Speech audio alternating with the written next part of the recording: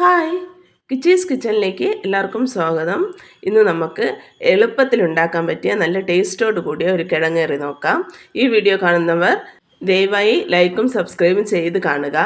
ഒരു കുക്കർ എടുത്ത് അതിലേക്ക് അരിഞ്ഞു വെച്ചിരിക്കുന്ന ഉരുളക്കിഴങ്ങ്, സവാള, തക്കാളി, പച്ചമുളക്, ഇഞ്ചി വെളുത്തുള്ളി പേസ്റ്റ് എന്നിവ അതിലേക്ക് ആഡ് ചെയ്യാം. ആഡ് ചെയ്ത് ആവശ്യത്തിന് വെള്ളവും ചേർത്ത് പാകത്തിന് ഉപ്പും ആഡ് ചെയ്ത് 1/2 ടീസ്പൂൺ മഞ്ഞൾപ്പൊടിയും ഇട്ട് ഇത് നന്നായി കലക്കിയതിന് ശേഷം കുക്കർ അടച്ചു വെച്ച് ഒരു 4 വിസിൽ വരുന്നവരെ വേവിക്കാം.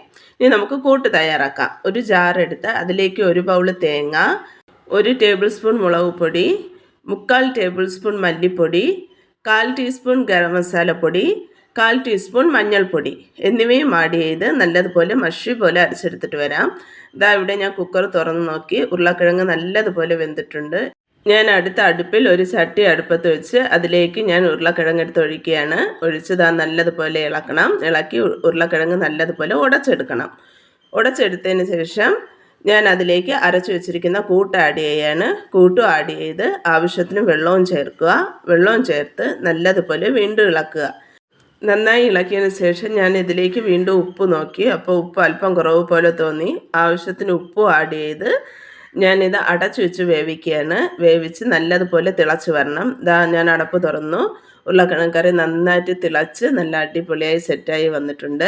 ഇനി നമുക്ക് ഗ്യാസ് ഓഫ് ചെയ്യാം. ഉരുളക്കിഴങ്ങ് റെഡിയാണ്. ഇനി കടുക് താളിക്കേണ്ടതുണ്ട്. ഒരു പാൻ അടുപ്പത്ത് വെച്ച് അതിലേക്ക് എണ്ണ ഒഴിച്ച് എണ്ണ ചൂടാവുമ്പോൾ കടുകിടാം. കടുക് പൊട്ടി വരുമ്പോൾ കുഞ്ഞുള്ളി അരിഞ്ഞതിടാം. കുഞ്ഞുള്ളി നന്നായി മൂത്ത് വരുമ്പോൾ എടുത്തു വെച്ചിരിക്കുന്ന കറി ലീഫും കൂടെ ആഡ് ചെയ്ത് നന്നായി ഒന്ന് ഇളക്കുക. കറി ലീഫ് നന്നായി പൊട്ടി വരുമ്പോൾ കടുക് താളിച്ചത് ഇവിടെ റെഡിയാണ്. ഇത് എടുത്ത് വെച്ചിരിക്കുന്ന ഉരുളക്കിഴങ്ങ് കറിയിലോട്ട് നമുക്ക് ആഡ് ചെയ്യാം. ഇവിടെ ഉരുളക്കിഴങ്ങ് കറി സെറ്റായി വന്നിട്ടുണ്ട്. സൂപ്പറായിട്ടുള്ള നല്ലൊരു ഉരുളക്കിഴങ്ങ് കറി ഇവിടെ തയ്യാറാണ്.